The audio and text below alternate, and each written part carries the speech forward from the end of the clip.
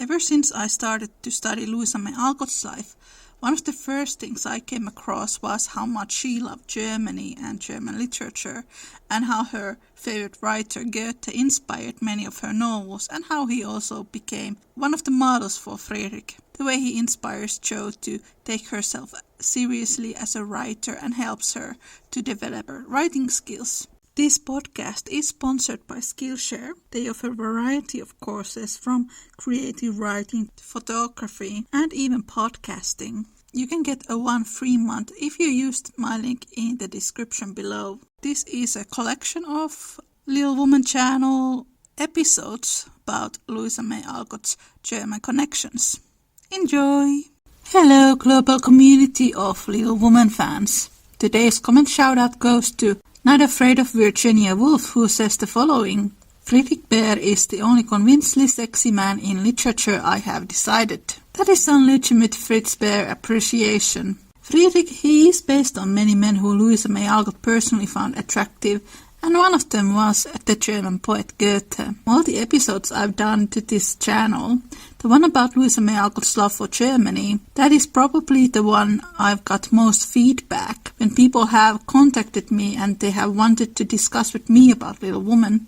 A lot of people mentioned that particular episode or the articles I wrote about it, and that it has helped them to understand Little Woman and Friedrich's and Jo's relationship better. It's nice because I went through a lot of the same feelings when I was doing the research. And ever since I posted that episode and I mentioned the Goethe connections, I've got people asking if I could speak more about it. Sources I have used to gather this information has mostly come from Megan Arknett's excellent essay called Jo Marries Goethe, Professor Bär as the Goethean ideal in Louisa May Alcott's Little Woman, and Christine Doyle's amazing essay Singing Mignon's Song, German Culture and Literature in Little Woman. I have read lots of books and essays about Louisa May Alcott. Sometimes I feel that when the writer is talking about Little Woman, they're actually not speaking about the novel, but the movies. And it can be very frustrating. I don't think all these Alcott scholars even realize that they are doing this. But Christine Doyle, she has read the book and knows it very well. And I can recommend all her Louisa May Alcott studies. I have also used Goethe as one of my sources. I read Sorrows of Young Werther, which is a story very similar to Laurie and his over-compelling emotional turbulent, and Wilhelm Meister, Goethe's novel that has love stories, which Louisa reuses in Little Woman. These were Louisa's favorite novels that she read multiple times during her life. She had the framework for the love stories built up years before she was asked to write Little Woman. In her essay, Megan Arknett said that there has not been a lot of research done between Little Woman and Goethe's novels. This is really unknown territory, and it can completely change the way we think about Louisa May Alcott. This episode is sponsored by Audible. From Audible you can find unlimited amount of books to read, and you can get a free trial with the affiliate link that you can find from the description. You can find books like Goethe's Wilhelm Meister, which I am going to open up a bit in this podcast, and of course Little Woman and its sequels if you have not read them yet. This is Small Umbrella in the Rain, the Little Woman podcast, Jo Marries Goethe, Louisa May Alcott's fascination to the German poet.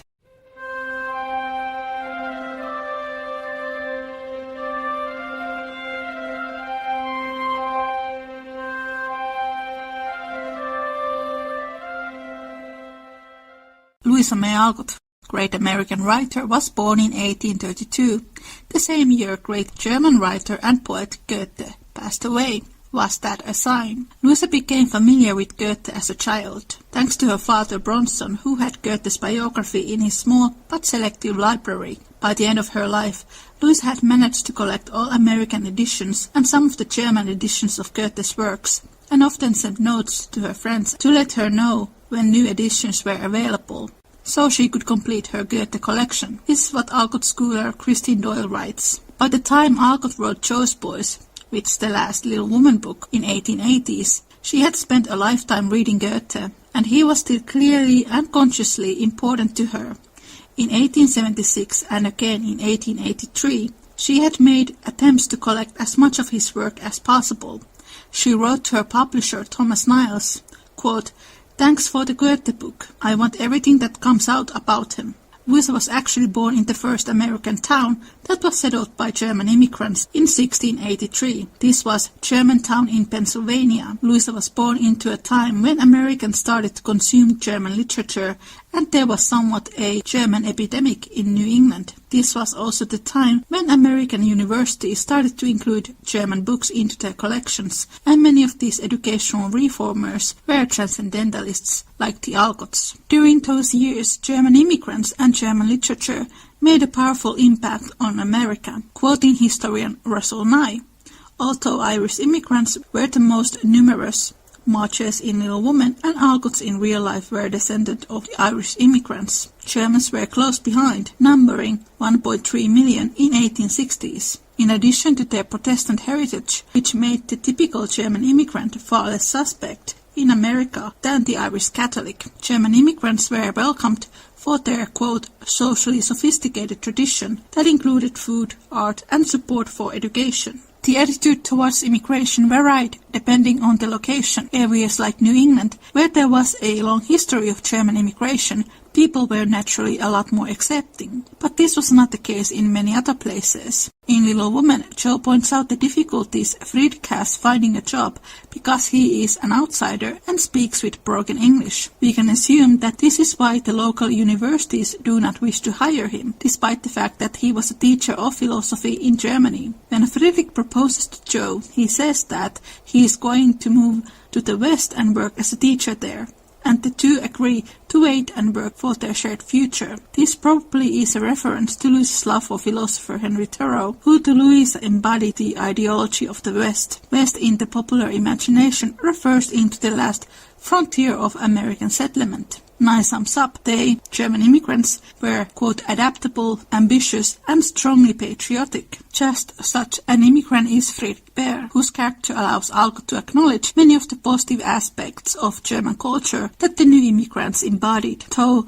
a renowned professor in Berlin, Baer endures anonymity and poverty in America to honor his promise to his sister, who had married an American and wanted her two German-American sons to be raised there. Goethe is still today a huge figure in Germany, and in Germany one must read at least some of his works to get into the university they want. Lots of research has been done between the similarities in Louisa's novel A Long Fatal Love Chase and Goethe's Faust, but the connections between Goethe's writing and Little Woman is just beginning. Friedrich and Jo are both mixed characters. Louisa wrote Jo to be an idealized version of herself.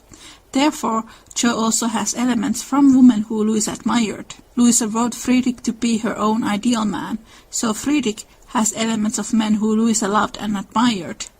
And Goethe was one of these men. Friedrich as a character has striking similarities with Goethe that go beyond their German background. When Jo writes Letter Home, she describes Friedrich for the first time. Mrs. Kirk told me he was from Berlin, very learned and good, but poor as a church mouse. Goethe was not poor as a church mouse. He actually came from an aristocratic background. But Friedrich shares Goethe's intellectualism, and the book gives hints that if Fritz would have remained in Germany, he would have risen into great fame because of his intellectualism. In his native city, he had been a man much honored and esteemed for learning and integrity. Jo felt proud to know that he was an honored professor in Berlin, though only a poor language master in America, and his homely, hard-working life was much beautified by the spice of romance which this discovery gave it. Goethe's native city was not Berlin. He was from Weimar. But the two cities are only 100 miles away from each other in the same region. Quote from Megan Armknett. By the time when Alcott wrote Little Woman, Berlin was gaining more and more importance and would become the capital of the new German Empire in 1871. There are also similarities between Goethe's and Friedrich's personalities. Both were family men and loved children.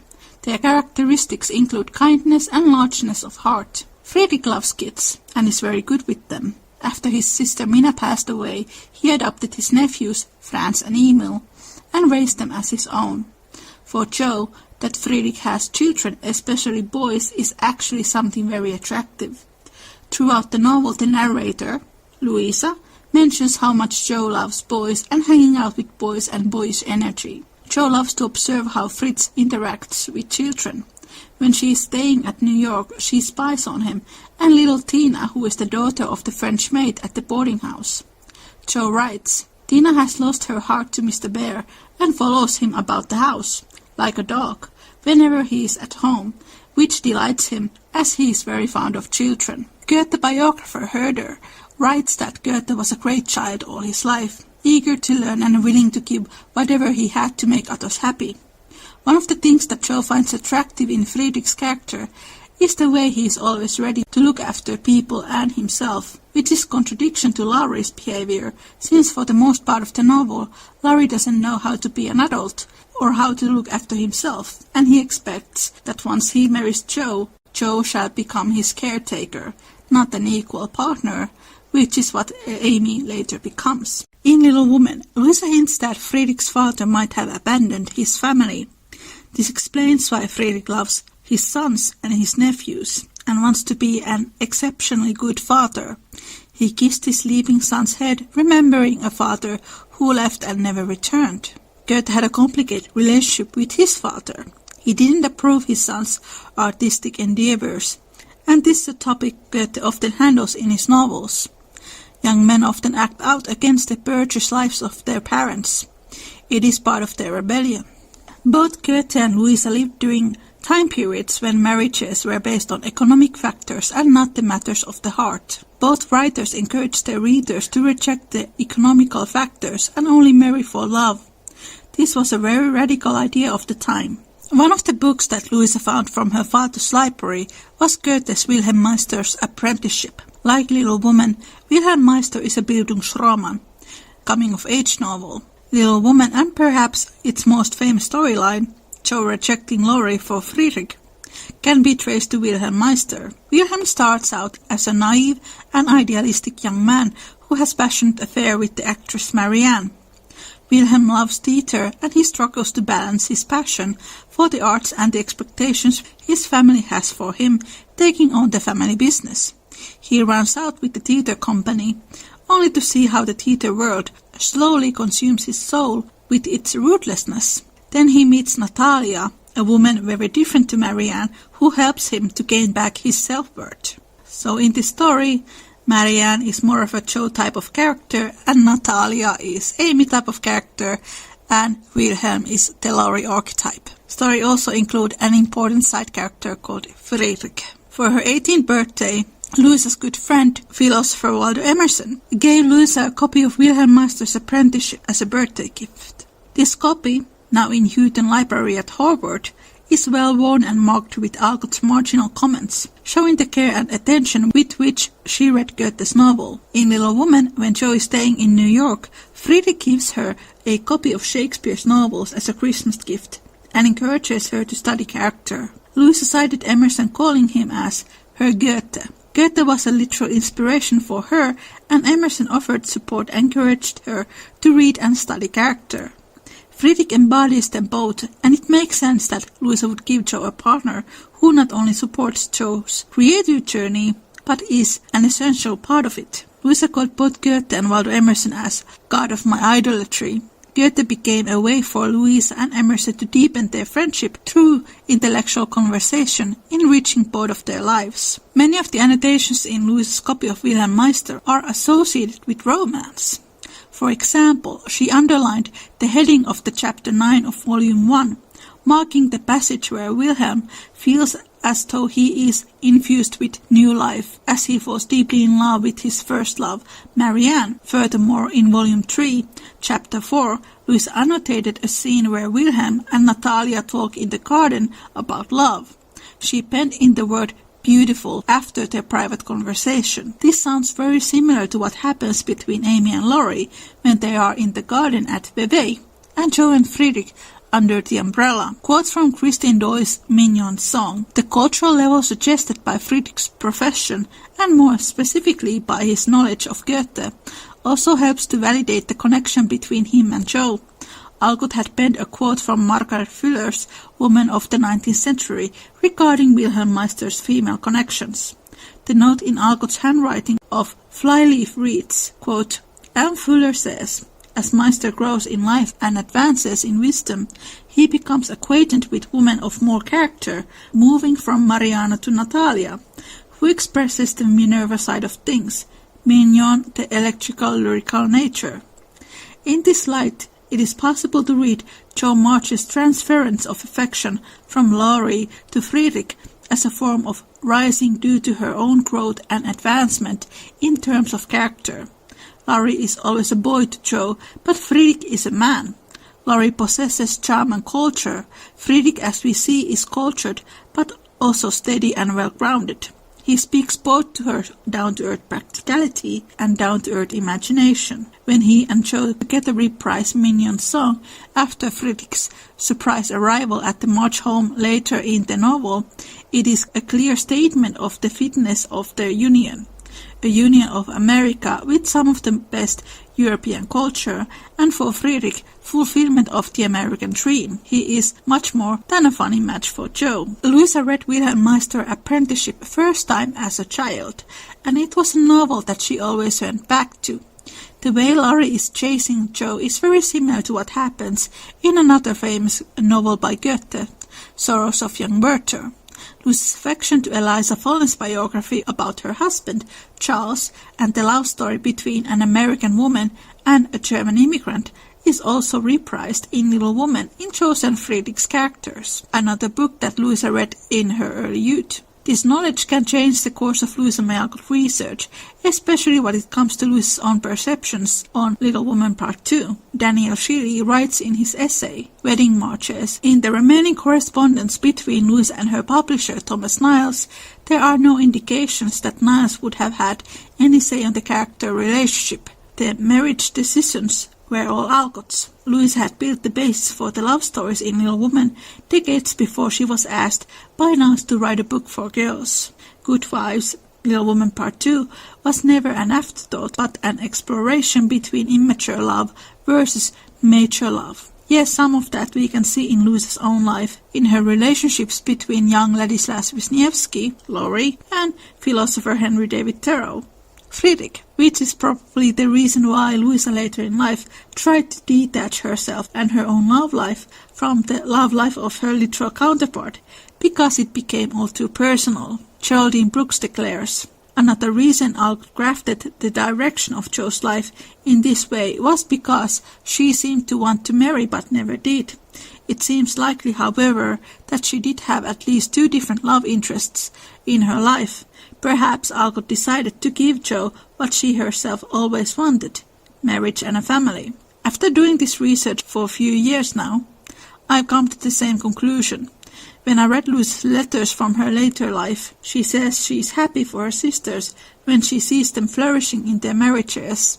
She envies them, and she feels lonely, and she believed that in her next life she would get the things she wanted but never could have in the present, a safe and loving relationship and children of her own. Greta Gerwig has been very vocal how much she hates Friedrich's character.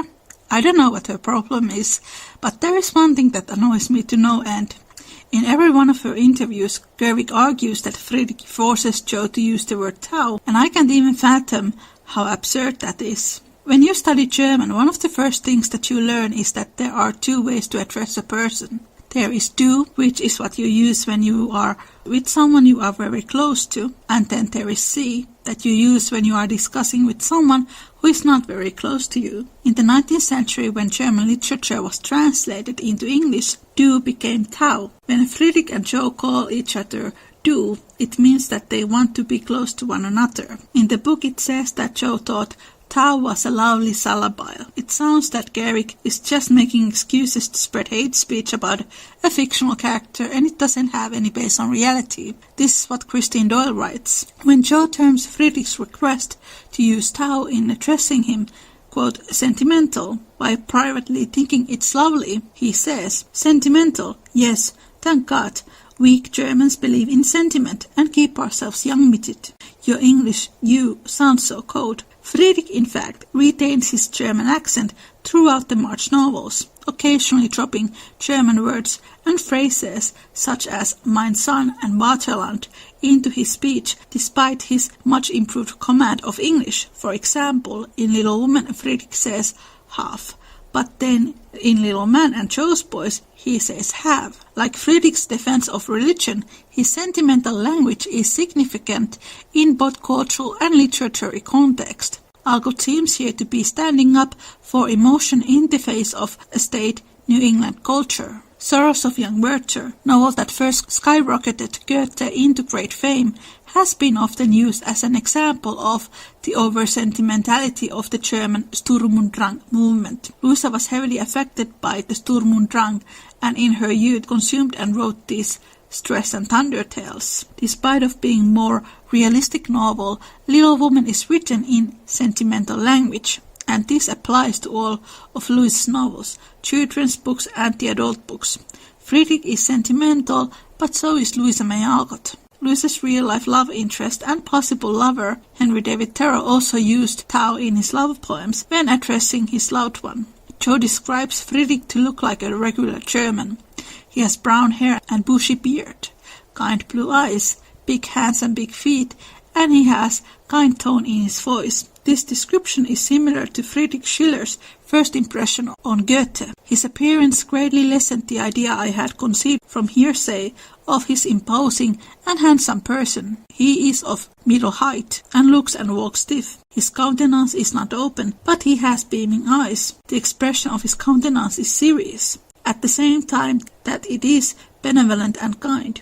He has brown hair and appears older than I should say he really is. His voice exceedingly pleasing, and his conversation flowing lively and amusing. It is a pleasure to listen to him, and when he is in a happy mood, which he was on this occasion, he is fond of talking and takes an interest in what he says. Friedrich's looks and his somewhat stoic personality can also be traced back to Henry David Thoreau, but like Goethe, Henry as well opened up in company, especially when the conversation was lively and interesting. First thing Joe hears from Beth is his singing "Kennst du das Land?" Do you know the land? To himself. The opening line of Mignon's love song from Goethe's Wilhelm Meister.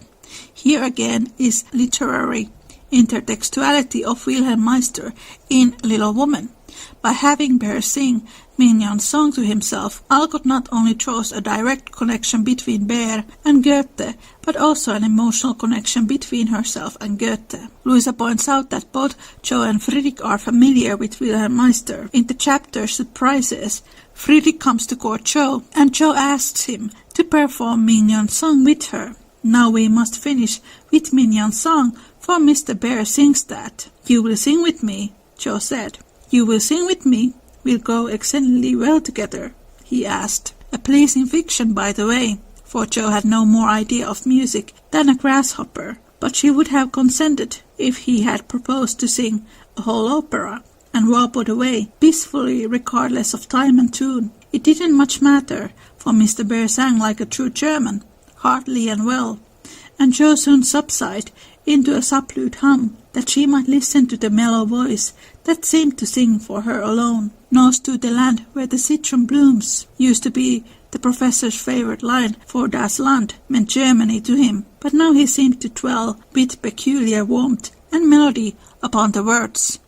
There or there might I with thee, O my beloved, go, and one listener was so thrilled by the tender invitation that she longed to say she did know the land and would joyfully depart thither whenever he liked. How did Joe know that this was his favorite line? They must have had deep 101 discussions about Goethe. This is a quote from Little Woman fan Christina. Maybe she noticed how a certain gleam came across his eyes as he sang the line. Maybe his lips turn upward into a smile when the lyric comes up, no matter how many times he sings it. Or maybe it was because of the warmth in his voice as he spoke of his home that Joe recognized as she speaks of her home. But she notices all the little things of Friedrich, but had yet to have a reason why. But when she leaves New York and she is alone after Beth's death, she thinks of those little things and smiles to herself.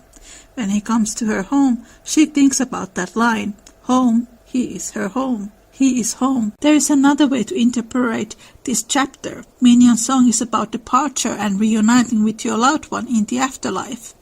Louisa believed that in the next life she would meet her loved one again, and then she would get the life that she had wanted. Maybe this scene was written about Henry, same way as the umbrella chapter. Henry had the same Goethe's books as Louisa, and he was also a good singer, and when he would come to visit the Alcotts, they sometimes sang together. Quote from Megan Almknet.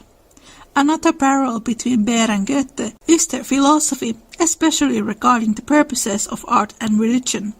Beer is very interested in Jo's writing, encourages her to read Shakespeare, and helps explain his work to her. Classic writers, such as Shakespeare, were very important to Goethe, who read Shakespeare and often wrote about and criticized him in letters to Schiller. As Jo reads Shakespeare, she not only begins to notice true, honest character more, but she also recognizes just how good Bear truly is. She discovers a live hero who interests her in spite of many human imperfections. Mr. Bear, in one of their conversations, had advised her to study simple, true and lovely characters whenever she would find them, as good training for a writer. Jo took him at his word, for she coolly turned round and studied him, and finds him to be good and benevolent.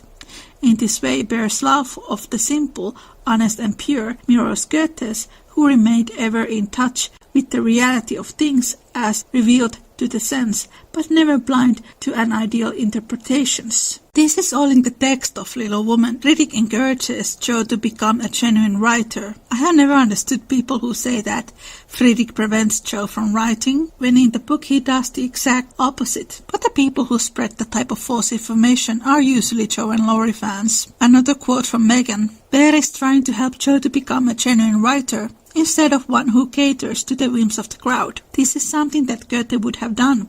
He disliked superficiality in people and in art, and was through life frequently offended by the shallow pretensions, the false aims. He insists that poem must be suggested by real life and having herein a firm foundation. This is particularly important information.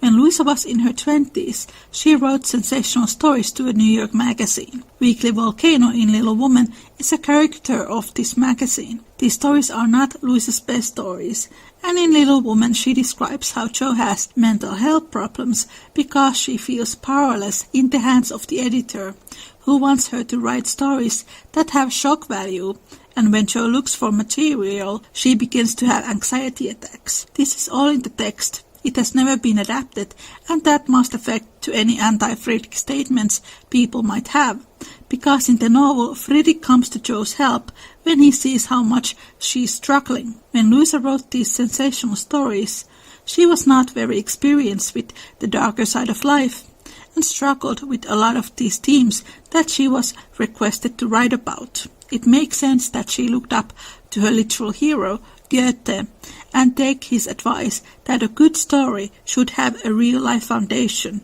And this is how Jo in Little Woman moves on from writing trash to write successful realism, thanks to Friedrich, and Louisa did the same, thanks to Goethe.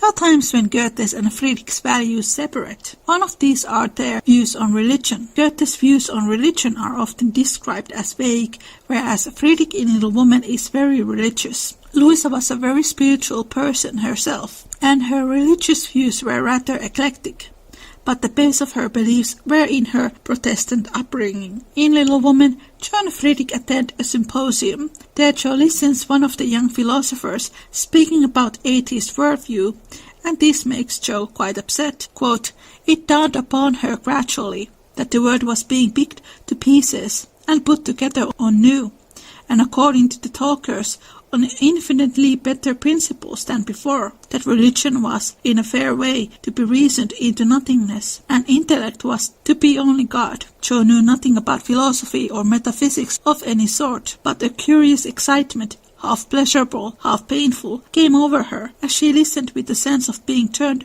adrift into a time and space, like a young balloon out on a holiday. He bore it as long as he could, but when he was appealed to for an opinion, he blazed up with honest indignation and defended religion with all the eloquence of truth, an eloquence which made his broken English musical and his plain face beautiful. He had a hard fight, for the wise men argued well, but he didn't know when He was beaten, and stood to his colors like a man. Somehow, as he talked, the word got right again. The old beliefs that had lasted so long seemed better than the new.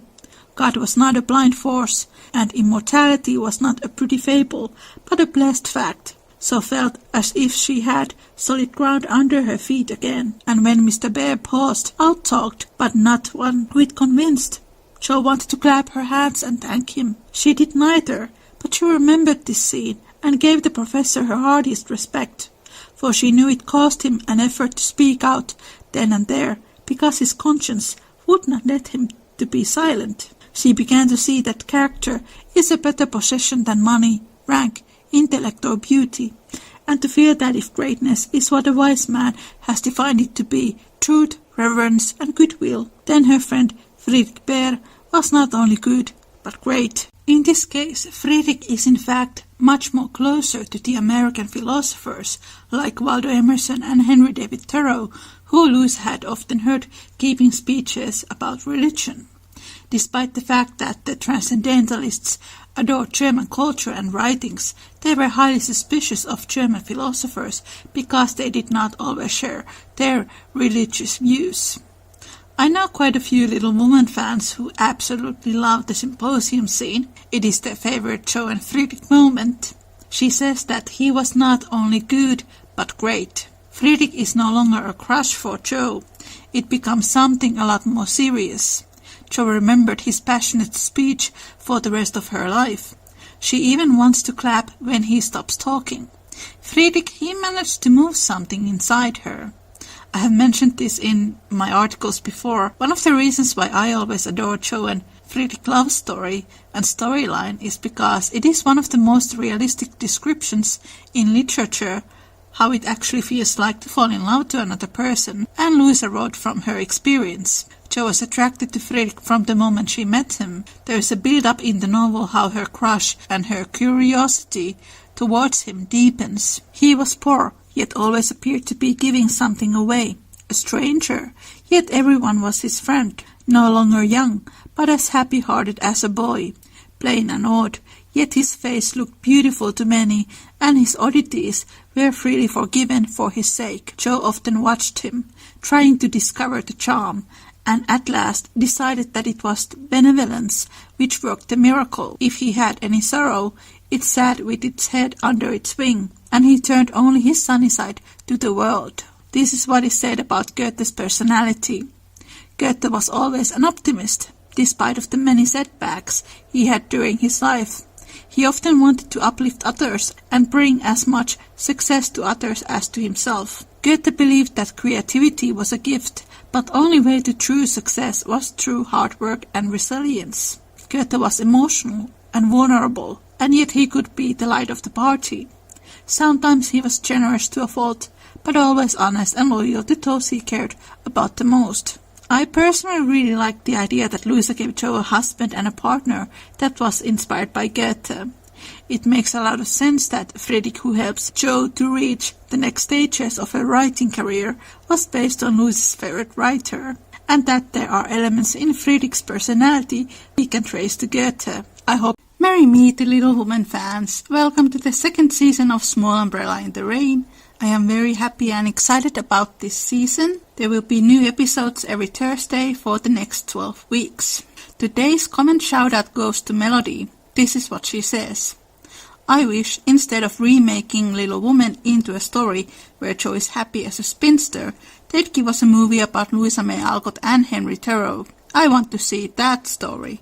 Maybe folks would understand that Friedrich was the real prize then. And maybe they could understand better that Louisa did not remain unmarried because she wished it.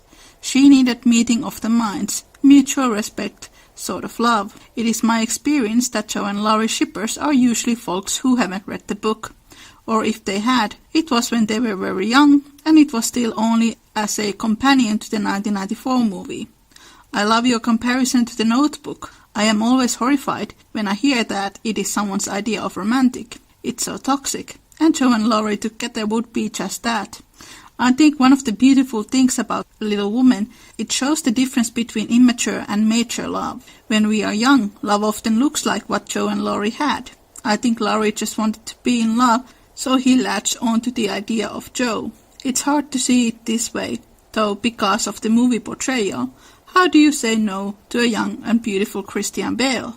I think we can say the same about Timothée Chalamet in the 2019 film and Peter Lawford in the 1949 film. And I agree 100%. Perhaps the problem is not the way the book is written, but that society at large romanticizes that type of toxic behavior. Louisa found Henry very attractive, even though he wasn't considered conventionally attractive. But it wasn't just about his looks, but the connection that they shared. Laddie Wisniewski, who was one of the real-life Lauries, he was conventionally good-looking man, but he and Louisa, they did not share that connection. Romanticizing possessive behavior in a male character runs very deeply in our culture. There are double standards, because when a man is pursuing the woman, no matter what the woman says, a lot of people think it's romantic, but when a woman does the same to a man, she is automatically labeled as crazy. This episode is about the similarities between Goethe's novel, The Sorrows of Young Werther, and Laurie's character arc in Little Woman, and especially how Joe's and Laurie's relationship can be directly traced into Goethe's novel. There will be mentions of suicides. If this is a topic that triggers you, use your own judgment how to proceed. It is not going to be overly explicit, but it can be a difficult topic for some people. This episode is sponsored by Audible. If you wish to find unlimited amount of books to read and podcasts to listen, you can get 1 month free trial by clicking the affiliate link in the description. And if you are looking to something to listen on Audible, I can recommend The Sorrows of Young Werther and other Goethe's novels. To me, in terms of my character research, reading Goethe helped me to understand Laurie's character a lot more, and also it made me understand the transcendentalist worldview and their belief system better, because Goethe was one of their heroes, and they believed that nature was the manifestation of God, and this is an idea that Goethe writes a lot in his novels, and because he was Louisa's favorite writer as well, it has helped me to understand Louisa more as a person. This is Small Umbrella in the Rain, the Little Woman podcast, Laurie and Werther, romanticizing the path to self-destruction.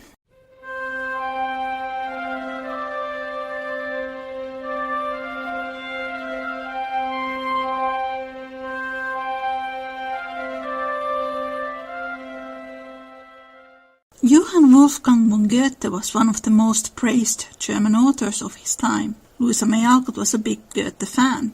Louisa was a transcendentalist. The whole worldview of the transcendentalist could be described as nature-centric form of Christianity, and it was based on German philosophy and German Romanticism. Goethe was one of the most important literal inspirations for the transcendentalist because he captured the essence of their belief into poetic form. Louisa, according to her own words, grew up hearing stories of Goethe on her father's knee. Bronson Alcott's library included contemporary translation of Goethe's biography, and we can assume that it was one of the first books that Louisa read. One of Louisa's most famous literal characters, Laurie from Little Woman, is partially based on Goethe and Goethe's literal heroes. Goethe was born into great wealth. His father was a doctor of jurisprudence and came from a prestigious family from Frankfurt. Goethe was homeschooled. He had tutors and he studied history, mathematics, music, languages, dancing and fencing. Goethe was fluent in French, a language he spoke as well as his native German. At the age of 16, Goethe began to study law in the University of Leipzig, but he mostly focused on deepening his love for literature and partying. After graduating as the licentiate of law in 1771, Goethe worked as a lawyer in Frankfurt for a while. Around the same time, he began to receive more fame as an author. Goethe published his first novel, The Sorrows of Young Werther, at the age of 24, and it became a massive bestseller. At the time, Werther was the second most sold book in Germany. Goethe was one of the most prominent figures of the German Sturm und Drang movement. Sturm und Drang refers into deep emotional stress. The name of the movement originates from a play called Sturm und Drang, written by Friedrich Maximilian von Klinger. Two most prominent figures of the movement were Goethe and Friedrich Schiller, and the movement affected the German art world, music, literature and theater. Louisa described herself as a creature of moods. So finding an author who managed to capture Louisa's own emotional stress into words must have been both exciting and comforting. In Little Woman, Laurie, Jo and Fredrik can be described as Goethean characters. Laurie notably the most. We can trace Laurie's character arc in Little Woman to two Goethe's novels, Sorrows of Young Werther and Wilhelm Meister's Apprenticeship, and to Goethe himself. In Little Woman, Laurie is born into great wealth. He lives with his grandfather, and he has a home tutor, Mr. Brooke. In boarding school, he also studied fencing and dancing. In college, Laurie is a party boy and not very interested in the world of academics, unlike Jo. Laurie is also fluent in French. He has, most of the time, nice manners, and he is a talented musician. Book Laurie is sensitive, but very immature, and sometimes quite chauvinistic. Laurie is very temperamental. He was born out of a forbidden marriage between his American father and Italian mother, and this is one of the reasons why he struggles to bond with his grandfather, and they both feel a great deal of resentment towards one another when Laurie must live with him. Sorrows of Young Werther is a novel written in a letter form. This is an important fact because this makes an immediate effect to the reader. There is no narrator. Letters are written by Werther and addressed to his friend Wilhelm. Werther is a story of a young man who falls in love to Charlotta, Lottie, who is engaged to another worthy man, Albert. Werther suffers from constant emotional stress, and he also has quite a temper. In the beginning of the novel, Werther travels to the countryside. He is impressed by the unpretentious country people, and he envies their happy and simple lifestyle. Often he wonders what is the secret of their happiness, since they have way less than he has. Werther spends a great deal of time thinking the meaning of life, and he is a great admirer of beauty and the natural world. He spends his time writing and drawing the things he sees. Nature comforts him, and that is where he feels happy and safe. When Werther meets Lottie for the first time, he is invited to her home, and he sees her feeding her younger sisters and brothers. And what Werther is attracted is the feeling of warmth and home that he sees around him, something that he didn't seem to have in his own urban home. Same happens in Little Woman. When Laurie meets the March family for the first time, Jo sees, quote, hungry look in his eyes when he looks at her family. Louisa's younger sister May was a talented professional artist, but perhaps Louisa was also inspired by Werther's artistic talents. Quote, I am so happy, my dear friend, so absorbed in the exquisite sense of mere tranquil existence that I neglect my talents. I should be incapable of drawing a single stroke at the present moment, and yet I feel that I never was a greater artist than now. When wild lovely valley teems with vapor around me, and the meridian sun strikes the upper surface of the impenetrable foliage of my trees, and but a few stray gleams steal into the inner sanctuary, I throw myself down among the tall grass by the trickling stream, and as I lie close to the earth, 1,000 unknown plants are noticed by me. When I hear the buzz of the little world among the stalks, and grow familiar with the countless indescribable forms of the insects and flies, then I feel the presence of the Almighty, who formed us in his own image, and the breath of that universal love which bears and sustains us, as it floats around us in an eternity of bliss. And then, my friend, when darkness overspreads my eyes, and heaven and earth seem to dwell in my soul and absorb its power, like the form of a beloved mistress, then I often think with longing, oh, would I could describe these conceptions, could impress upon paper all that is living, so full and warm within me, that it might be the mirror of my soul, as my soul is the mirror of the infinite God, oh my friend, but it is too much for my strength. I sink under the weight of the splendor of these visions. Fredrik is also in the Sorrows of Young Werther. Quote, the other day I went to the fountain, and found a young servant girl who had set her pitcher on the lowest step, and looked around to see if one of her companions was approaching to place it on her head. I ran down and looked at her. Shall I help you, pretty lass? Said I.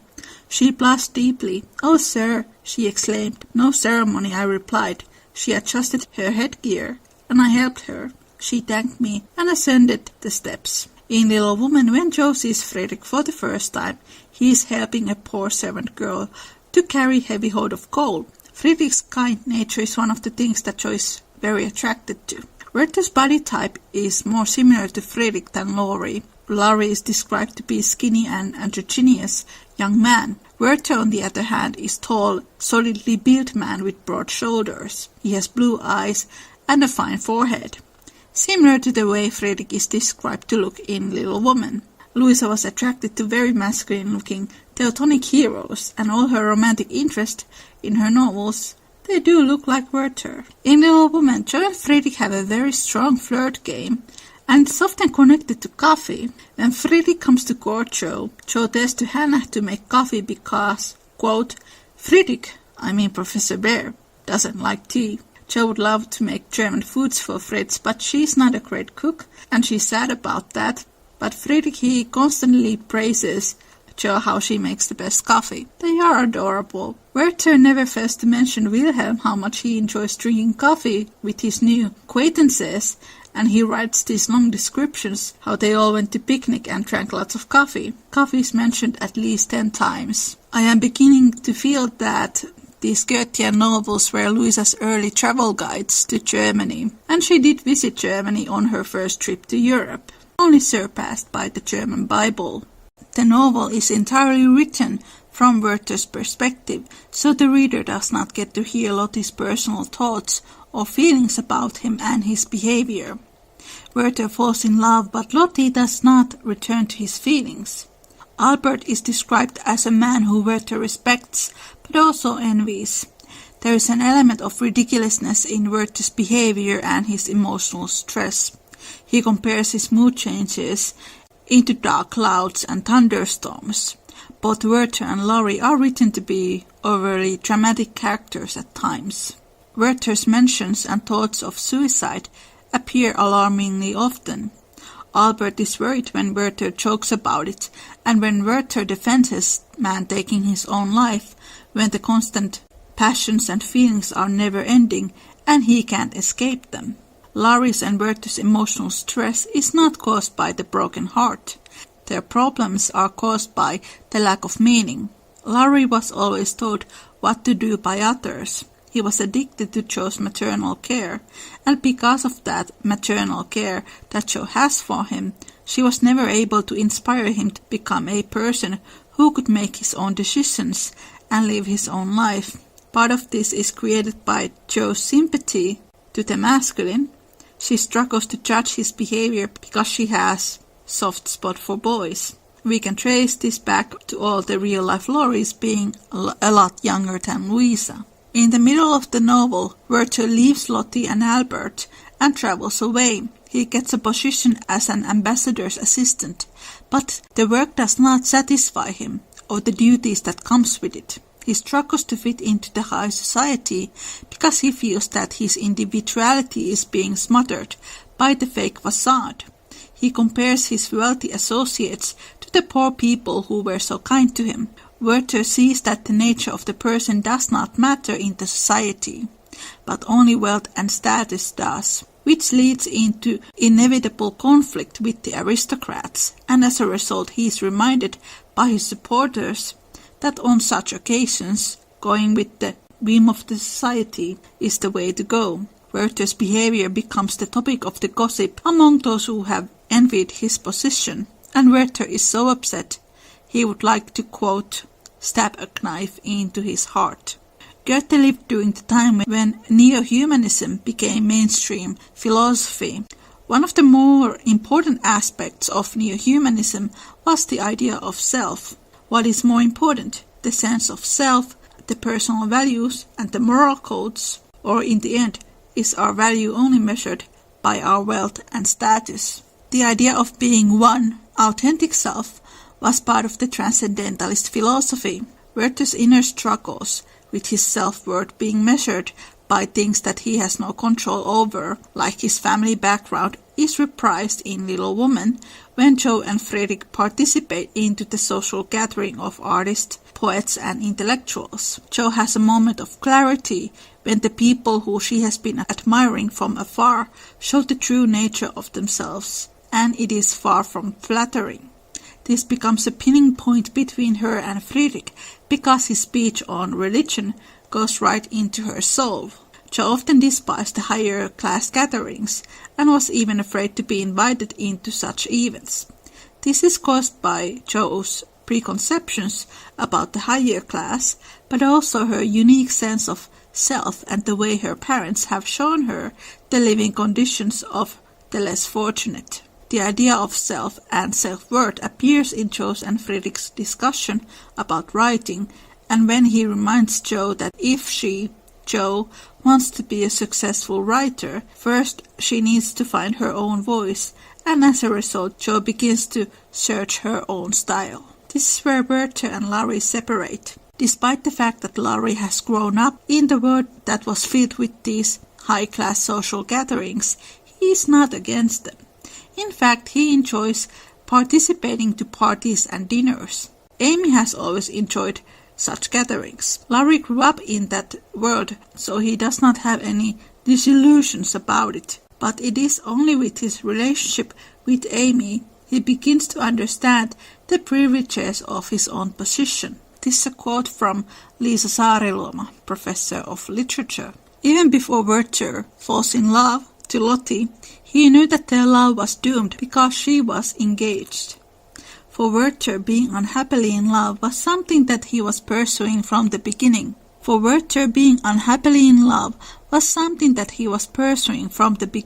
Falling in love with Lottie was a self-destroying path from the start, because Werther knew that even love cannot save him from a life without meaning.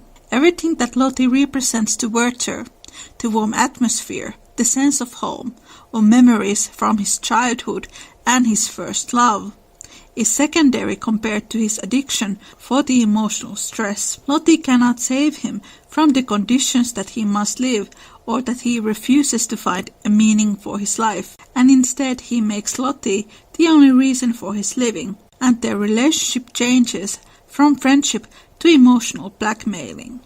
Werther's love for Lottie is the same love he feels when he is with children or the peasants, because they erect something inside him, harmony, which is not something he has been able to find from the high society. When Werther returns to Lottie and Albert, they are now a married couple. They treat Werther with friendliness, but his moods are uncontrollable. He knew that the marriage was about to happen, but it only fuels to his distress. The country idyll and the harmony that he was so in love with is utterly broken. Young women who he was friends with had lost their child, and her husband had returned and lost their inheritance. A young peasant boy, a friend of Werther, had sexually abused his mistress. Even nature does not comfort Werther. Seeing the hazel trees he had admired with Lottie make him furious. Lottie becomes angry at Werther, accusing him for choosing her from all the other women, when he knew that she was engaged to somebody else. She and Albert try to calm him down, and she tries to figure out how they could make him to be more sensible. This is a quote from Little Woman. "I can't love anyone else. I can't forget you, Jo. Never. What shall I do with him?" sighed Jo, finding that emotions were more unmanageable than she expected. "You haven't heard what I wanted to tell you. Sit down and listen, for indeed I want to do right and make you happy," she said, hoping to soothe him with a little reason, which proved that she knew nothing about love. When Werther has made his final decision, Lottie is very nervous when she goes to meet him. In Little Woman, when Jo decides that it is time to tell Laurie to stop, she is very nervous. Werther reads Lottie Death of Ossian, which is a poem by James Macpherson, and all the passages handle death and grief, and they are very sentimental. Werther becomes very abusive. Everything passes away, but a whole eternity could not extinguish the living flame. She is mine. Yes, Charlotta, you're mine forever. Werther doesn't listen anything that Lottie says, and then he shoots himself. This is what Laurie says. "Don't tell me that, Jo. I can't bear it now. That you love that old man, that devilish professor you were always writing about. If you say you love him, I know I shall do something desperate." I don't think I'll ever marry. Oh, yes you will. As you will, you'll meet some good-for-nothing, no-account idiot, and you'll fall in love with him and work and live and die for him. I know you will. It's your way. And I'll have to stand by and see it? Well, I'll be hanged if I don't. Laurie, where are you going? To the devil! I hope you'll be sorry. Laurie, please. When Laurie says that, there comes a time when Joe will find someone else, and that he rather dies than sees it. This is Joe's brilliant response, which I must say is never in Little Woman movies. Yes, I will live and die for him, if he ever comes and makes me love him, in spite of myself. And you must do the best you can. I've done my best, but you won't be reasonable, and it's selfish of you to keep teasing me for what I can't give. I shall always be fond of you, very fond indeed, as a friend, but I'll never marry you. And the sooner you believe it, the better for the both of us. In Little Woman, Jo actively tries to partner Laurie to each one of her sisters, because she earnestly wants Laurie to be her brother. First with Meg because she is in the age, and in part 2, first to Beth and later to Amy, even before Jo knew that Amy and Laurie were rekindling their friendship in Europe. For the modern viewer, Jo's desire to marry Laurie to any one of her sisters might come out as fear of commitment, but the real reason is actually what Louisa writes in the proposal chapter. Jo at that point did not know yet what love was, but she knew that she was not in love with Laurie, and that she wanted to be with someone who she could love truly and with her whole heart. Throughout the book series, Jo is shown as a maternal figure who saves young boys from being lost, and in Jo's eyes, without her family's care, Laurie will be lost. Both Werther and Little Woman flip the pattern of the traditional romance novel because the female protagonist wants someone better, a partner who is more suitable for them than the overly emotional guy who is pursuing them and whose advances make them feel uncomfortable. Werther was a massively popular book among the German youth when it appeared. Young men even dressed like Werther, wearing a yellow vest and a blue jacket, and it inspired thousands of young men and women to commit suicide. And many were angry at Lottie for rejecting Werther. Does this sound familiar to Little Woman fans? Werther's way to self-destruction is pervasive and all-compassing. His desire to live fulfilling, meaningful, inspirational life is replaced with the belief that it cannot be possible. Werther's inner conflicts have been often explained with his status, that his unhappiness is caused by the fact that he cannot live a simpler life because he was born as an aristocrat. More contemporary interpretation is that Werther sees no meaning in his life. In his biography, Goethe writes about his inspirations for Werther, that the boredom towards life troubled his generation, and the popular literature of the time was all about death and disappearance. Emily and I discussed about this in our Laurie episode. It is a shame that Laurie's character arc is missing from every Little Woman adaptations, because the lack of meaning and not really knowing what you want to be or what you want to do with your life, that is a topic that a lot of young people still today can identify with. In A Little Woman, when the reader moves from part 1 to part 2, all the sisters have grown, but Laurie has stayed in the mental level of a teenager. He doesn't like school, he doesn't like to work. Jo has become quite tired with his behavior. She's always telling him how to act and how to behave. There are scenes in Little Woman where Laurie is frustrated to the way Jo is criticizing him, but he still continues to pursue her, even when he knows that Jo finds it annoying. Laurie is on a self-destructing path. For Werther and Laurie, Jo/Lottie represents Manic Pixie Dream Girl. Manic Pixie Dream Girl is a character that somehow is expected to give the male protagonist whatever he needs to complete them, and that love erases their troubles, so they don't need to grow or change. But neither Jo or Lottie are Manic Pixie Dream Girls. Quite the contrary, they are individuals with their own desires and needs. Laurie first tries to kiss Jo when they are 15, and it happens when Beth becomes ill, and Jo says no. His advances become more aggressive in Little Woman Part 2, which takes place 4 years later, and Jo starts to be afraid hanging out alone with him, which is why she travels to New York where she meets Professor Bear and she begins to develop feelings for him and he to her. But unlike Laurie, Friedrich respects Jo and he wants to know her true feelings for him before making any kinds of advances. When Laurie proposes to Jo, he threatens to kill himself if she says no. One of the best films of the recent years that depicts Wertherian behavior is 500 Days of Summer. The entire visual narration of the movie is based on the emotional landscape of Tom, the protagonist. Tom is in love with the idea of love more than Summer, the woman who he is dating. There's a scene in the movie where Summer, for the first time, shows vulnerability around Tom and shares something deeply personal from her past. But her entire speech is mumbled, so the viewer doesn't know what she's saying, and the only words that Tom hears are, "I haven't told this to anyone before."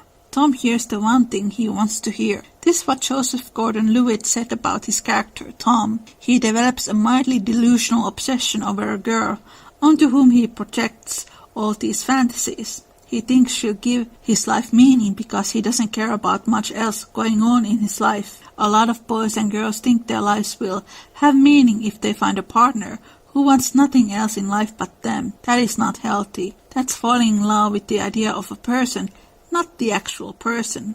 After being rejected by Jo, Laurie travels to Vienna and there he tries to compose an opera for Jo. But no matter how hard he tries, she never fits into the role of a sweet princess his mind wants to conjure. This has never been adapted in the Little Woman films. This is why Laurie's and Jo's relationship was doomed from the beginning. Laurie doesn't see women as who they are. He falls in love with fantasy. He projected his fantasies and expectations onto Jo. He ignores the signs and warnings and wants to live in his fantasy world. He tries to see Jo as a princess who he is going to save, but all things that he remembers are the most unflattering aspects of Jo. Since he is Jo's best friend, he should know what kind of person Jo is. This is also when Laurie begins to dream about a woman who looks a lot like Amy, and that is when he remembers the thing that Amy told him, that he is lazy and that she is ashamed of him. This is a huge turning point for Laurie. He leaves the daydreams and goes to find a work from his grandfather. Is Amy a manic pixie girl? No, she isn't, because Laurie sees Amy's full reality, and manic pixie dream girl is never a real person. It is a male fantasy.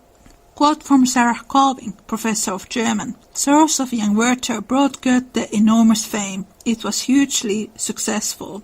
There are elements of Sturm und Drang in it, but more than that, it tapped into the cultural sensibility of the time, the importance of the heart, the importance of the emotions. An enormous audience responded into that, so that very quickly it was popular for all kinds of reasons, partly because you could decode it, and people always loved that. Goethe, he himself fell in love to a young woman called Charlotte von Buff, and the main character that Werther falls in love is called Lottie. That brought some embarrassment to the real-life Charlotta and her fiancé. In reality, the relationship between Charlotta and Goethe was platonic, and he had a great respect for Johann Christian Kestner, who was the Albert of the story. Werther, he kills himself in the end, and a lot of young men and women followed his example. Werther was badly misunderstood as a novel. Firstly, because people didn't understand that Goethe was actually criticizing the cultural sensibility in the character of Werther, and secondly, it was read as an encouragement to suicide, which it certainly wasn't. It was partly based onto a young man called Jerusalem, whose story Goethe had heard and implemented to the novel. Jerusalem was a promising young ambassador's assistant who had had heartbreaks and disappointments living in the high society and who eventually took his own life. Goethe was horrified by the wave of suicides that happened. A couple of years later, he literally rewrote Werther, this time in more critical tone. Louisa was a consumer of Goethe's novel since an early age. Because she had read Goethe's biography, she seemed to have a very deep understanding why Werther was not a character to be romanticized, but just like Goethe. Louisa noticed that giving Laurie this Wertherian character arc in the end took the attention away almost everything else in the novel. I think we can all agree with this. It is difficult for us to understand it now, but when Little Women appeared, Louisa received tons of mail every day from young girls asking her to rewrite the ending of the novel and marry Joe to Laurie. There is a scene in Joe's Boys, which is the last Little Woman book, where Joe, who is now a famous writer, is very frustrated by these fans who send these requests, and the fans who come to spy on her and leave disappointed when they see that she is a grey woman in her 50s and not a pretty 15-year-old. This is what Elizabeth Bancroft writes in her essay, Alcott's True 30 Years, Letters to Alf Whitman. Alfred, a motherless lonely boy of 15, enrolled in Franklin B. Private School in 1857. The shy youth became a great favorite of the Alcott girls. 13 years later, after Louisa's death, Alfred published portions of 12 of her letters to him in the Ladies' Home Journal, permitting the magazine to announce that Laurie, the beloved quote-unquote hero of Little Women, had edited them. Apparently up to then, it had been generally believed that Ladislas Wisniewski of Vevey and Paris was the sole prototype for Laurie, but Alfred admitted that Louisa has written him many years before that, quote, Laurie is you, and gently, that's Ladislas, you are the sober half, and Ladislas, who I met abroad, is the gay whirligig half. I'm not a native English speaker, so I had to check what whirligig means. Whirligig is a toy that spins around, for example, a top or windmill. I think I also need to add that the word gay in the 19th century context wasn't about sexual orientation. It meant a person who took care of their looks and looked dashing and dandy. Louisa met young Wisniewski in Switzerland. He was very flirtatious with Louisa, who nursed him when he was ill, if he was ill. Louisa always spoke very highly about Ladislas in public, but in private letters between Louisa and her sister May, they call him boring, and they were frustrated that he didn't take life very seriously. This is also why I am always very skeptical about any of Louisa's public statements. She didn't want anyone to know how heavily Little Woman was intertwined with her own life. We can only imagine Louisa's frustration when her young fans would beg her to marry Joe to Laurie, who was based on dear friend like Alf, or Ladislas, who was somewhat Louisa's ex. I can see why Werther was such a beloved character among young people in the 18th century, because he is written to be a very endearing with all his messiness and all his flaws. Both Laurie and Werther have these tragic elements within them that appeal to young people. Thank you for listening. You can also find Little Woman channel on Instagram and on YouTube, and we are also on Facebook TV. I'll see you soon. Make good choices. Hello friends, welcome to Small Umbrella in the Rain, a deep dive into the world of Little Woman. I am Niina, your host, and I promise to keep you guys updated on my research. There are times when a person completely falls in love to a country or a culture. Louisa May Alcott loved Germany, and that is the topic of this episode. One of the most helpful resources for me has been Christine Doyle's study called Singing Mignon's Song, Influence of the German Literature and Culture in Little Woman. If there is only one academic essay that you ever read about Louisa May Alcott, I actually recommend to read that one. It does not only have amazing insights about Friedrich's character, but also the way Louisa implements German literature in Nat's, Laurie's, and Dan's character arcs as well. Another book recommendation that I have is Lorraine Tosiello's Only Gossip Prospers. Now I know Lorraine, and I know she prefers her book to be promoted in an episode that is all about Friedrich rather than Laurie. Who can blame her? Lorraine's book is historical fiction about a time period that Louisa spent in New York. What I really liked about this book is the way Louisa was written to be a very complex persona. I do fear that a lot of Louisa May Alcott biographers have portrayed her very one-dimensionally, so I was impressed how multi-layered character Louisa was in this novel. And of course, following the theme of this episode, I was pleasantly surprised that the book included Louisa's knowledge and love towards German culture. The book also has nice twist in Team Bear, Team Laurie debate, but I don't want to spoil that for you. I don't have a sponsor for this episode, so I'm just going to promote myself. For those of you who are new here, I am an artist and illustrator from Finland, and when I am not doing research on Little Woman, I do pictures for books, and I have just launched my first online art course, which is a watercolors for beginners. So if you have ever wanted to learn how to paint, this is your chance. Fairychamber.com. Now, Small Umbrella in the Rain, Little Woman, and Louisa May Alcott's love for Germany.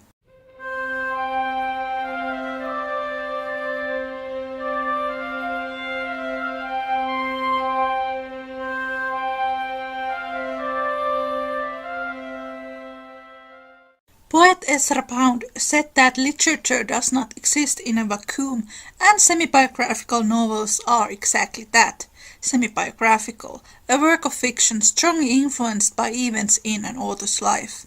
Writer Janet Manley describes Fritz Bear as a perfect mystery, a perfect crush. He is the perfect text, a space offering up multiple interpretations. In this video I explore Friedrich's historical and cinematic evolution through gender studies, his and Jo's relationship and the development of their romance, and how it correlated with Louisa May Alcott's own life, Louisa's adoration towards Germany and German culture. I will touch the fan culture as well, and how certain themes that have been repeated in the movies again and again affect to the way people see Jo and Friedrich. The key ingredient in understanding Friedrich's character lies within Louisa May Alcott's love for Germany, German people, German language, German philosophy, and most importantly, German literature. We might even refer Louisa May Alcott as a Germanophile, a person who has a great deal of interest towards German culture. There are multiple references to Germany in Little Woman. On the very first chapter of Little Woman, Jo wishes a copy of Undine and Sintram as a Christmas present. Undine and Sintram is a collection of Scandinavian and Germanic fables written by a French-German author, Friedrich de la Motte Fouquet. Beth catches the scarlet fever, which is terrible, but the Marches never blamed the Hummels. Epidemic diseases were rather common back then, and Louisa always writes about the Hummels with a great sympathy. In the chapter Camp Lawrence, John Brooke translates a German song for Meg, and reads her parts from Mary Stuart, which is a play that was written by German poet and philosopher Friedrich Schiller. On Meg's and John's wedding, Laurie suggests that they dance like the Germans do. When Jo stays in New York, her hostess in the boarding house, Mrs. Kirk. Kirk is an anglicized last name for German word Kirche, meaning church.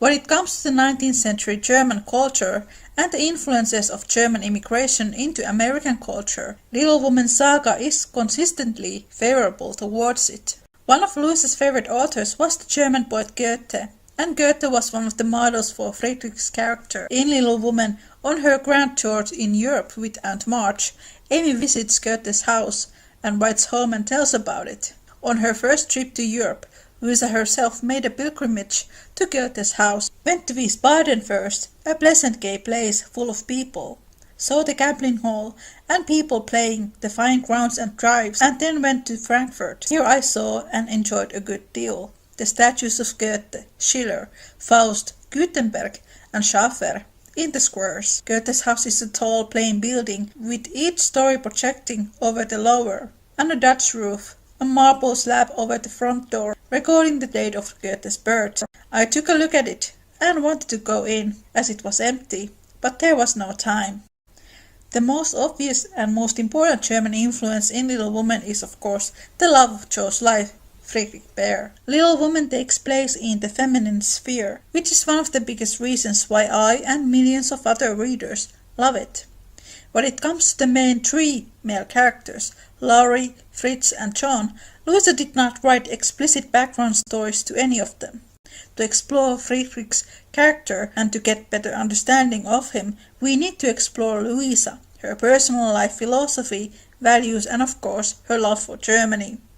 Friedrich is introduced quite early on in the second novel, and Jo is curious about him from the moment she sees him, and she finds him to be a kindred spirit. As I went downstairs soon after, I saw something I liked. The flights are very long in this tall house, and as I stood waiting at the head of the third one for a little servant girl to lumber up, I saw a gentleman come along behind her, take her heavy hoard of coal out of her hand, carry it all the way up, put it down at a door nearby, and walk away, saying with a kind note and a foreign accent, "It goes better so. The little bag is too young to have such heaviness." Wasn't it good of him? I like such things, for as father says, trifles show character. When I mentioned it to Mrs. K that evening, she laughed and said, "That must have been Professor Bear. He is always doing things of that sort." Mrs. K told me he was from Berlin, very learned and good, but poor as a church mouse, and gives lessons to support himself and two little orphan nephews who he is educating here, according to the wishes of his sister, who married an American. Not a very romantic story, but it interests me. And I was glad to hear that Mrs. lends him her parlour for some of his scholars. There's a glass door between it and the nursery, and I meant to peep at him. And then I'll tell you how he looks. He's almost 40. So it's no harm, Marmee. Fritz is about 16 years older than Joe, which would mean that Friedrich is somewhere between 37 and 39 when they meet. There is a reason why Fritz is 16 years older than Joe. Louisa had a professor of her own, and we'll get into that later on. In Little Woman musical, Fritz is slightly younger. When he goes to court Joe, we find out that he has just had his 35th birthday. In the book, Friedrich returns to Joe's life during the springtime, some months after Beth's passing. If we combine the two, we can make an assumption that Fritz was born in the spring. If Fritz is almost 40 after the American Civil War, this means that he was born sometimes between 1825 and 1827. Fritz is very extrovert. He enjoys lively conversations, makes friends easily, sees beyond cultural boundaries. He is deeply religious, honest, cultured, but also quite romantic. It is not a coincidence that Friedrich is from Berlin. By the time Alcott wrote Little Woman, Berlin was gaining more importance and would become the capital of the new German Empire in 1871. While being born and living in Berlin, Fritz would have absorbed all that the city had to offer: architecture, literature, churches, philosophical circles, symposiums, markets and beer gardens. It is mentioned in the book that Fritz speaks several languages, and in the books he speaks French few times. Berlin was one of the most multicultural German cities in the 19th century, and there was a large French-speaking immigrant population. The fact that Fritz speaks several languages indicates that he has done some traveling and is in that sense as much of a cosmopolitan as Amy and Laurie are. We learn that Friedrich used to be a respected professor in Berlin, and this only increases Jo's interest towards him. Jo valued goodness highly, but she also possessed a most feminine respect for intellect, and a little discovery which he made about the professor added much to her regard for him. He never spoke of himself, and no one ever knew that in his native city he had been a man much honoured for learning and integrity, till a countryman came to see him. He never spoke of himself, and in a conversation with Miss Norton divulged the pleasing fact. From her Jo learned it, and liked it all the better because Mr. Bear had never told it. She felt proud to know that he was an honoured professor in Berlin, though only a poor language master in America, and his homely, hard-working life was much beautified by the spice of romance which this discovery gave it. It is very likely that Louisa had Humboldt's University in her mind. During the time when Louisa did her first visit to Germany, it was known as the University of Berlin. University was established in 1809, which makes it only fitting that Friedrich would have studied and worked as a professor there. University is known for producing some of the most well-known German thinkers and philosophers. We are not told a lot about Friedrich's family. We find out that he had a sister, Niina, who married an American, and on her deathbed she asked Fritz to take care of his nephews and raise them in America. It is not part of the canon, but I have read a couple fanfics where Niina's husband was an American journalist who abandoned his family, and Niina was also quite possibly a journalist. This would explain why Friedrich does his best to look after the boys, wants to be a good role model and someone who never abandons them. Book does imply that Friedrich and Niina were very close. This is a common narrative pattern in Louisa May Alcott's novels. In Work Story of Experience, the protagonist's love interest David has lost the connection with his sister. In Moods, the character of Geoffrey Moore takes care of his ill sister until she passes away. Of course, the loss of a sister is something that also bonds Jo and Fritz. In the 19th century, German immigrants were the second biggest group of immigrants in the US, only surpassed by Irish immigrants. March family and the Alcotts in real life were descendants of Irish immigrants. Between 1847 and 1855, German immigrants came to US in large numbers. Many came in the hopes of better way of life, others because of individual curiosity, economic hardships, political struggles, or religious persecutions. Many escaped the crop failure and famine. When we first meet Friedrich, we find out that he has been living in New York for 5 years, which means that he arrived in 1860. In the early 1860s, main transportation across the Atlantic was made with sails, and the trip could last 1 to 3 months. This would mean that Fritz would have arrived with a sailing ship that was designed for a cargo carriage. These ships were quite hazardous, and accommodation were small and dark. The second wave of German immigrants arrived in the end of the 1860s, escaping the German wars. Friedrich's reasons for leaving his home country are family related. There are a couple occasions in Little Woman that do give an impression that Fritz has faced oppression and discrimination, and Jo does make a note to herself that he must have had a hard life. It is not a coincidence that Jo and Friedrich meet in New York of all places. Many of the German immigrants moved into the cities in North, like New York, which already had established German communities. These communities were tight. When Friedrich comes to visit Jo in Concord, the reader finds out that he has German friends there. Louisa very intentionally included messages of social justice to her works. A lot of the details of Friedrich's backstory are not included in the movies and TV adaptations, because of the screenwriter's personal biases, xenophobia, and ignorance over the source material. Yes, this is going to be a video essay about Louisa May Alcott's intersectional feminism. Louisa May Alcott was born into the New England's Transcendentalist movement. Transcendentalism was very much an American movement, but its roots were within German philosophy and Romanticism, especially in the transnational ideas of Immanuel Kant and his new ethic of universal hospitality. There are a couple basic principles within transcendentalist philosophy. Human beings are inherently good and pure. Nature was the ultimate mediator and expression of God who was present all around. Self-reflection and being true to oneself was encouraged. From a very early age, Louisa practiced self-reflection and observance, and from her novels Little Woman and Old-Fashioned Girl have biggest transcendentalist influences. Little Woman film from 1994 is one of the rare adaptations with clear references to transcendentalism. When Jo meets Fritz, they talk about German philosophy. Jo mentions that her parents were part of a rather unusual circle in Concord, and she mentions that she adores Goethe. Friedrich quotes a poem from another transcendentalist, Walt Whitman, and Jo joins him. Transcendentalists believed that it was through the observation and appreciation of nature that the human soul was enlightened. The idea of being true authentic self becomes part of their conversation. Transcendentalist love for nature can be seen in the movie in the presence of flowers and plants in the outdoors and indoors. Proposals in the movie and in the book takes place in nature, and it correlates the way in the book Friedrich has kept Jo's poem. Be worthy of love and love will come in the falling of summer rain.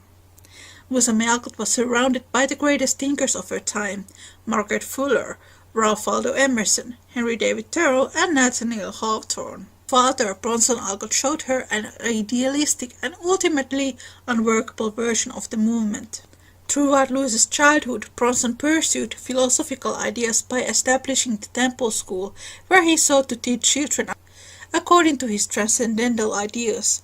Some of Bronson's ideas were too radical for the parents, and eventually he was forced to resign when he took a black child as a student. Soon after the closing of the Temple School, the family moved to Farmstead to establish a utopian society called Fruitlands. There they attempted to live off the land, follow a strict vegetarian diet, and more fully implement the ideas that Bronson deemed important. Fruitland was a terrible failure. The Alcotts were subjected to back-breaking work, but barely survived the winter. After a little less than a year on the homestead, they left. Although Louisa had seen her father's transcendentalist projects fail, she still believed in the philosophy as much as he did, and blamed the setbacks on poor planning and execution. It was after this that they moved to Concord, where the Transcendentalist movement started to take shape. Emerson was a good friend of Bronson, and Louisa frequently borrowed books from Emerson's library and learned about nature from Henry David Thoreau. Margaret Fuller made an everlasting impression on Louisa with her philosophy and feminist ideas. It was unusual for the time for mother to work outside the home, but Abba Alcott did. Bronson had determination to give his daughters proper education, also unusual for the time. Abba had less interest towards the ideological side of Transcendentalism, but more in what practical tools Transcendentalism offered. Louisa had mixed emotions about Transcendentalism. Intrigued and inspired by the ideal of self-reliance, she still knew from first-hand experience that self-reliance really meant reliance on others and required the self-sacrifice of family members. Louisa wanted to tie the two opposite knots of her parents' ideas. This drew her to Ralph Waldo Emerson's theories and ideas, as they represented a more complete way of living out of the transcendental philosophy. Her journals illustrate her love for his philosophies, calling him the man who has helped me most by his life, his books, his society. Emerson's philosophy on how good deeds bring happiness and satisfaction to one's life deeply affected Louisa and her written works. Louisa was as well heavily affected by Goethe's ideas of self-reliance. Topic of self-reliance is a constant theme in Little Woman and essentially important when getting to know the characters. Blogger Kelly Rohn writes, "As a German immigrant, Professor Bear understands and experiences hard work and struggle. He bears in mind the responsibility he has in caring for a woman if he is to marry. He is more grounded and stable than Laurie, whose idealized hopes of marriage remind me of Louisa's own description of her imprudent father. Quote, he was a man in a balloon, with his family holding the ropes trying to hold him down to earth." Here's a quote from Little Woman. "In a minute a hand came down over the page so that she could not draw, and Laurie's was said, with a droll imitation of a penitent child, 'I will be good, oh, I will be good.' But Amy did not laugh, for she was in earnest, and tapping on the outspread hand with her pencil said soberly, 'Aren't you ashamed of a hand like that? It's as soft and white as a woman's, and looks as if it never did anything but wear chewin's best gloves and pick flowers for ladies.' Amy being a working-class girl, she doesn't have any problems reminding Laurie that he has not worked a day in his life." Many Alcott scholars believe that the poor nutrition in Fruitlands might have affected on Louisa's hormonal balance. Same way as Joe, Louisa was a tomboy. Louisa was very protective of her mother, who she adored, and her love for her family was fierce.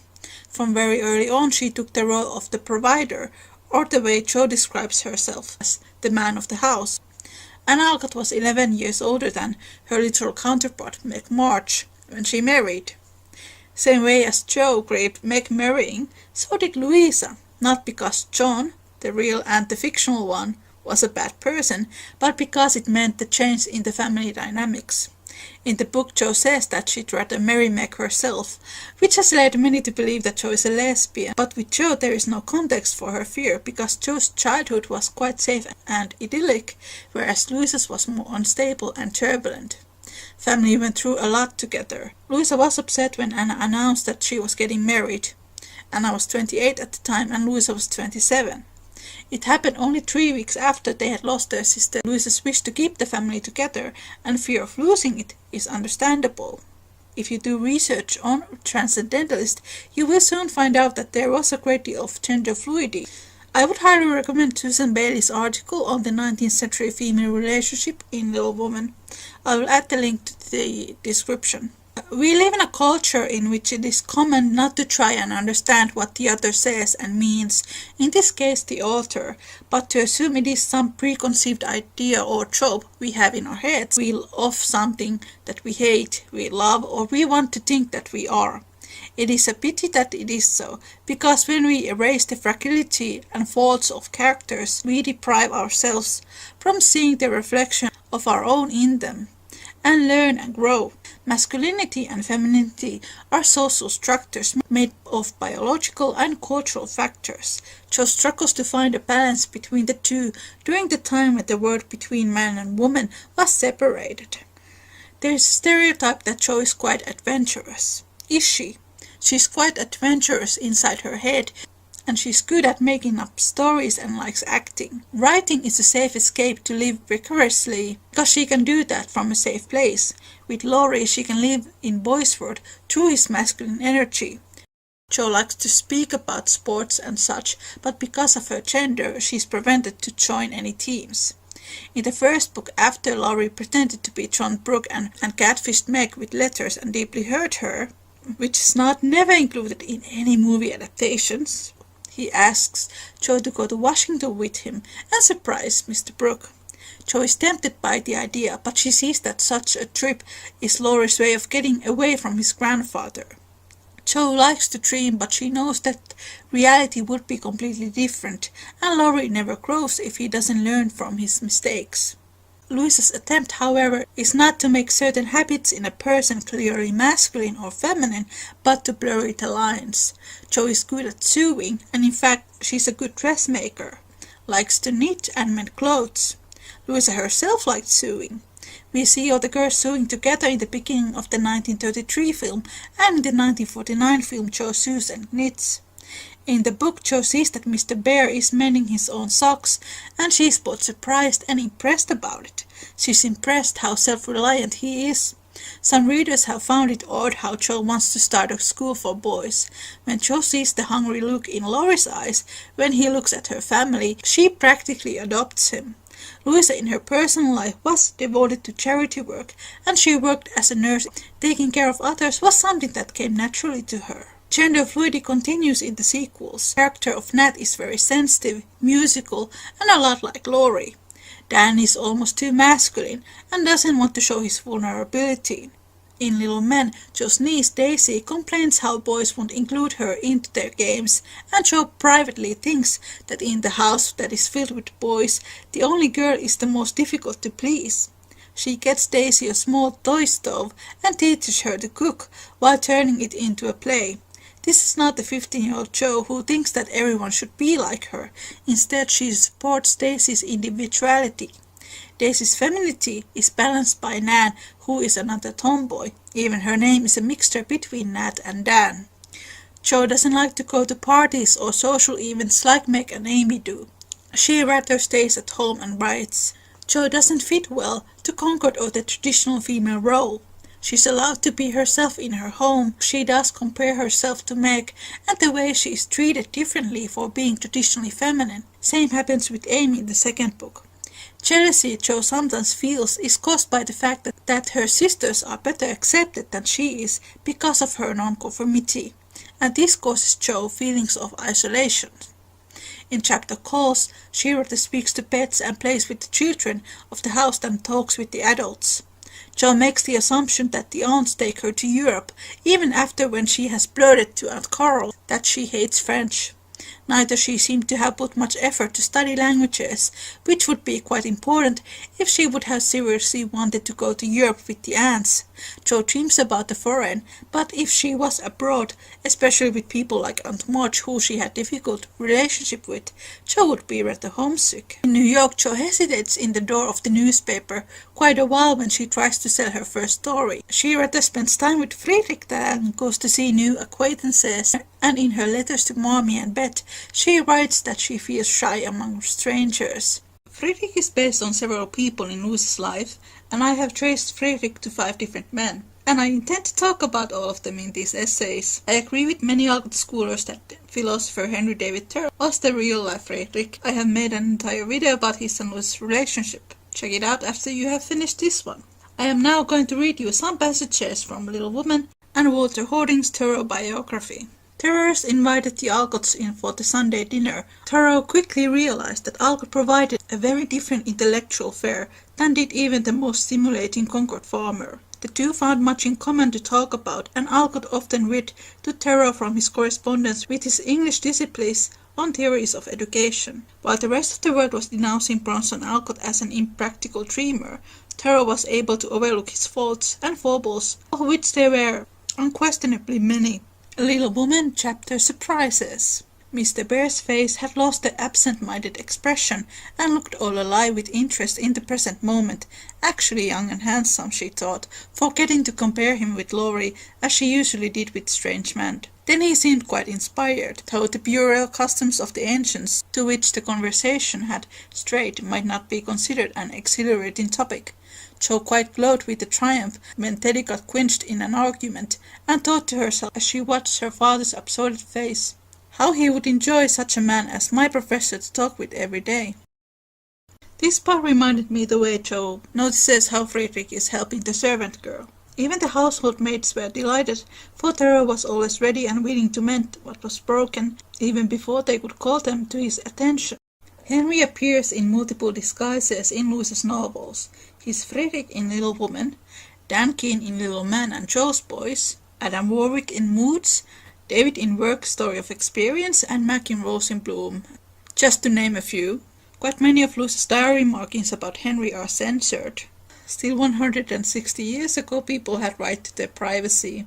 Thank you for watching, guys. Next video is going to be all about the umbrella and the way Jo wishes that she would have someone to help her with her writings much before she travels to New York. Make sure to tune back for it. Moi moi!